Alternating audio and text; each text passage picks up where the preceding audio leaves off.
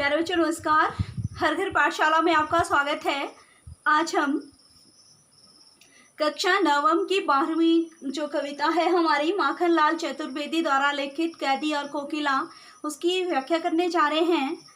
तो प्यारे बच्चों, कवि ने यह कविता अंग्रेजी उपनिवेशवाद के शोषण तंत्र का विश्लेषण करने के लिए लिखी है कि वो हमारे हिंदुस्तानियों के साथ कितना क्रूरता का व्यवहार करते थे, हमारे सैनिकों के साथ क्या क्या करते थे, वो सब दर्शाने के लिए। वो खुद भी जेल में रहे, उन्होंने जेल में एकाकी जीवन व्यतीत किया और काल कोठरी का भी उन्होंने वर्णन किया है इस कविता के माध्यम से। तो चलिए बच्चों सुनते हैं। क्या गाती हो, क्यों रह जाती हो, कोकिला बोलो तो क्या लाती हो, संदेशा किसका है, कोकिला बोलो तो। ऊंची काली दीवारों के घेरे में, डाकू चोरों बटमारों के डेरे में, जीने को देते नहीं पेट भर खाना, मरने भी देते नहीं तड़प रह जाना। जीवन पर अब दिन रात कड़ा पहरा है, शासन है या तम का प्रभाव गहरा है। हिमकर निराश कर चला रात भी काली, इस समय काली माँ मई जगी क्यों आली। तो प्यारे बच्चों, प्रस्तुत पंक्तियाँ हमारी हिंदी की पाठ्य पुस्तक क्षितिज भाग 1 से ली गई हैं, कैदी और कोकिला। इसमें कवि ने अंग्रेजी शासन ने जो स्वतंत्रता प्राप्ति के लिए प्रयत्न कर रहे थे लोग, उनको किस तरह से प्रताड़ित किया है जेलों में, इसका बहुत ही सुंदर ढंग से वर्णन किया हुआ है। तो चलिए बच्चों देखते हैं। कोयल को संबोधित करते हुए कवि कह रहे हैं कि कोयल क्यों तुम रह जाती हो, क्या गाती हो तुम, ठीक है, कि हे काली कोयल तुम क्या गा रही हो, कुछ कूक कर फिर चुप हो जाती हो, तुम अपनी बात पूरी तरह से क्यों एक साथ नहीं कह पाती हो। ठीक है, प्रश्न कर रहे हैं, उससे वो प्रश्न अलंकार का प्रयोग किया है। क्यों रह जाती हो, अरे कोयल बोलो तो तुम अपने साथ किसका संदेशा लाई हो। ठीक है प्यारे बच्चों, तुम किसकी बात सुनाना चाहती हो। मैं तो कारागार की ऊंची ऊंची काली दीवारों के घेरे में बंद हूँ। कारागार होता है जेल, ठीक है प्यारे बच्चों, जहाँ चोरों और बटमारों अर्थात डाकुओं को रखा जाता है, वहाँ लेखक को भी वहीं पर रखा गया था। ठीक है, अपराधियों के बीच में बंद हूँ। कारागार के अधिकारी जीने के लिए आवश्यक खाना नहीं देते, पेट भूख के कारण खाली रहता है। ठीक है, ये ना हमें जीने देते हैं और ना मरने देते हैं, तड़प कर रह जाते हैं हम। हमारे ऊपर दिन रात अंग्रेजी शासन का क्या है, कड़ा पहरा है। ठीक है प्यारे बच्चों, तो समझ नहीं आता यह अंग्रेजी शासन की व्यवस्था है या अंधकार का कड़ा प्रभाव है, तम का गहरा प्रभाव है, बोला है ना, तम होता है अंधकार। ठीक है बच्चों, कुछ समझ नहीं पाते। ठीक है, अब क्या हुआ है, आकाश में कुछ समय पहले चंद्रमा दिखाई दिया था, पर वो भी अब निराश करके चला गया है। ठीक है प्यारे बच्चों, इस अंधेरी काली रात में सखी रूपी कोयल, ठीक है, कोयल को संबोधित कर रहे हैं कि तू क्यों जाग रही है, जरा बता कि तुझे किस कारण नींद नहीं आ रही है। क्या तुझे भनक लग गई है अंग्रेजों की क्रूरता की, उनके कहने का आशय है। ठीक है प्यारे बच्चों, और अगला है पहरा हमारा, क्यों हुक पड़ी वेदना बोझ वाली सी, कोकिला बोलो तो क्या लूटा मृदुल वैभव की रखवाली सी, कोकिला बोलो तो क्या हुई बावली अर्धरात्रि को चीखी, कोकिला बोलो तो किस दावा नल की ज्वालाएं हैं दिखी, कोकिला बोलो तो। फिर कवि पूछते हैं कि अरे कोयल, तू जो इतना अचानक से कूक पड़ी है, चीख पड़ी है, क्या कोई पीड़ा का भाव तुझे बोझ तले दबा रहा है, तू बता तो सही कि क्या हुआ है तुझे, तेरा क्या लूट गया है। ठीक है प्यारे बच्चों, तू आधी रात को क्यों जाग रही है, क्यों तुझे नींद नहीं आ रही है। ठीक है, किसी कोमल शान शौकत की रक्षा करने वाली, ठीक है, तू कैसी है बेमृदुल वैभव की रक्षा करने वाली है। कोयल बोलो तो क्या तुम आधी रात को चीख रही हो, क्या पागल हो गई हो, क्या हुई बावली अर्धरात्रि को चीखी। ठीक है प्यारे बच्चों, कोयल बोलो तो किस दावा नल की ज्वालाएं दिखी, कोकिला बोलो तो। और वो पूछ रहे हैं कि तुझे जंगल में लगी किस आग की लपटें तुझे दिखाई दे रही हैं कि तू जो आधी रात को इस तरह से चीख रही है। ठीक है प्यारे बच्चों, तो क्या तुझे ऐसा दिखाई दे रहा है जो तू कह नहीं पा रही है?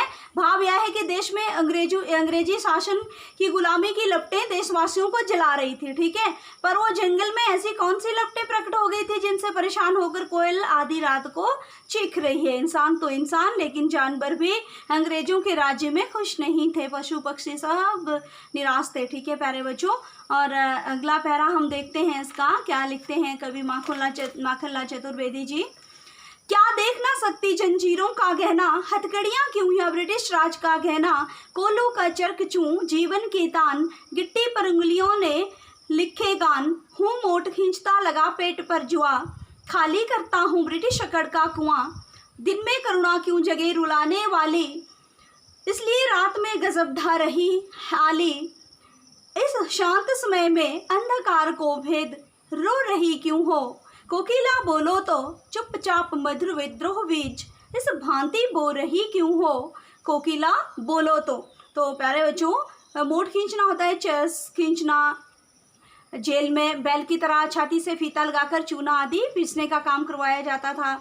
और गिट्टी होता है ईंट पत्थर के टुकड़े, जुआ होता है वो लकड़ी और पाट को घुमाने का जो काम करती है, ठीक है। हल चलाने के लिए बैलों के गले पर रखी जाती है, उसे हम अपनी भाषा में जूड़ा बोलते हैं, ठीक है। तो आली होता है सखी, ठीक है प्यारे बच्चों। तो ये पूछ रहे हैं कि देख ना सकती जंजीरों का गहना, ये जो इनके शरीर पर जो बेड़ियां पड़ी हुई हैं, जंजीरें पड़ी हुई हैं, वो उन्हें गहना कह रहे हैं। क्यों? आज़ादी के लिए, मानो उन्हें एक गहना पहना दिया गया हो, वो आज़ादी प्राप्त करना चाहते हैं। तो क्या तुम हमारे शरीर पर पड़ी हुई इन जंजीरों रूपी गहने को नहीं देख सकती? कोयल को संबोधित करते हुए कवि कह रहे हैं, ठीक है। ये हथकड़ियाँ नहीं बल्कि ये तो ब्रिटिश राज्य के द्वारा पहनाए गए गहने हैं, ठीक है बच्चों। जब हम कोलू चलाते हैं, तेल निकालते हैं, उसके घुमाने से उत्पन्न चरक चूं की ध्वनि आती है, आवाज़ आती है, ठीक है। तो वो जीवन की तान बन गई है, ठीक है।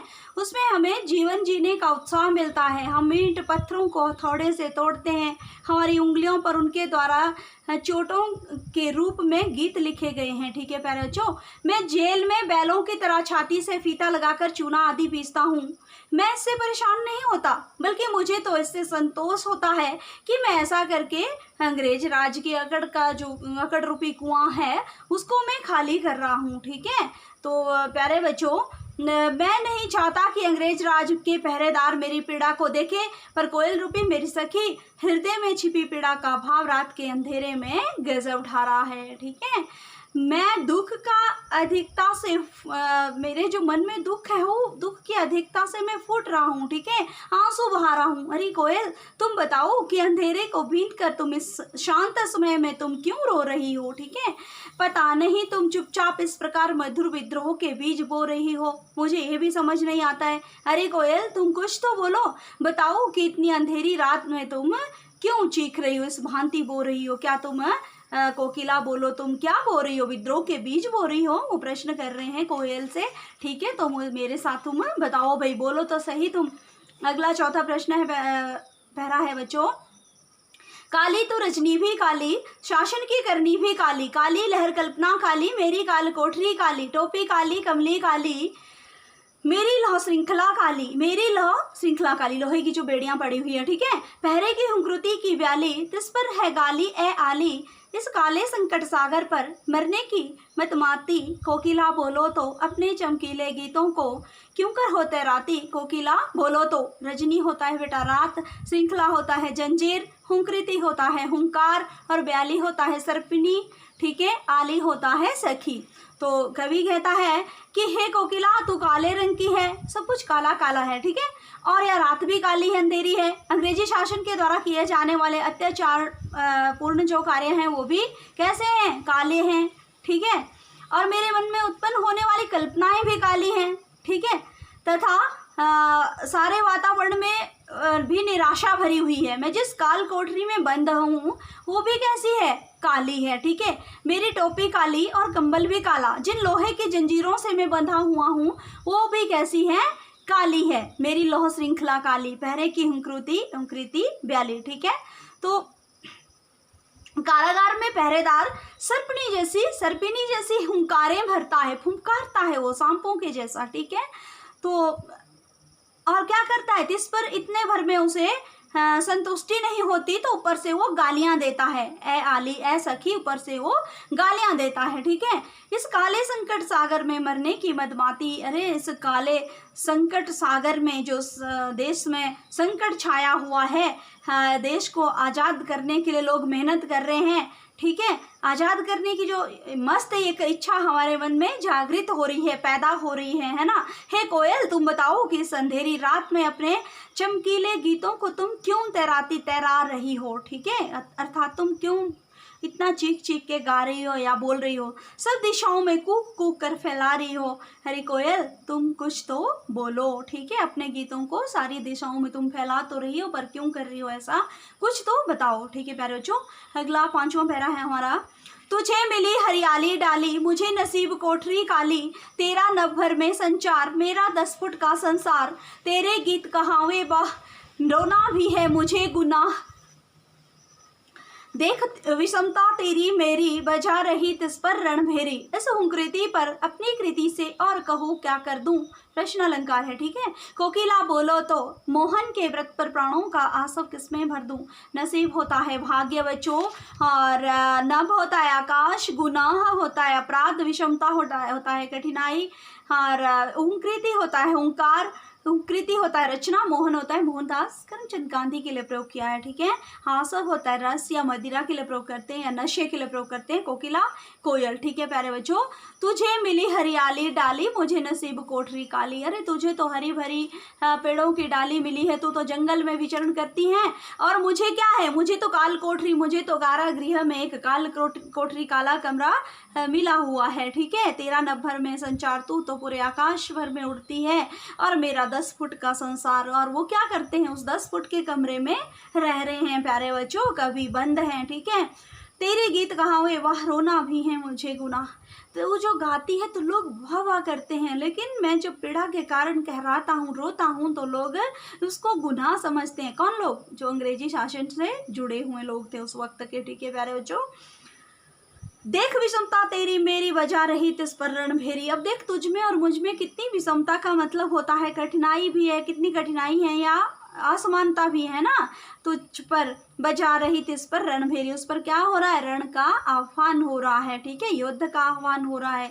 उस हुंकृति पर अपनी कृति से और कहो क्या कर दूं। अब वो कह रहे हैं कि इस हुंकार पर, तेरी इस हुंकार पर और कहो मैं अपनी रचना से और क्या कर दूं। कोयल बोलो तो। ठीक है प्यारे बच्चों, अब वो बोल रहे हैं, क्या बोल रहे हैं, मोहनदास करमचंद गांधी अर्थात महात्मा गांधी जी ने देश की स्वतंत्रता प्राप्ति के लिए जो व्रत लिया था प्यारे बच्चों, उसे मैं किसके प्राणों में रस के रूप में भर दूं, उस नशे को मैं किसके प्राणों में भर दूं, नशे के रूप में, कि अपने देश को आज़ाद करवाना ही है। अरे कोयल बोलो तो, तुम इतनी चुप क्यों, इतनी तुम जो चीख रही हो, क्या कह रही हो, मुझे बताओ तो। कोयल बोलो तो। ठीक है प्यारे बच्चों, आपने इसके आधारित छोटे छोटे प्रश्न बनाने हैं, अन्य महत्वपूर्ण आपने वो लिखने हैं, और व्याख्या ध्यानपूर्वक सुननी और समझनी है। धन्यवाद।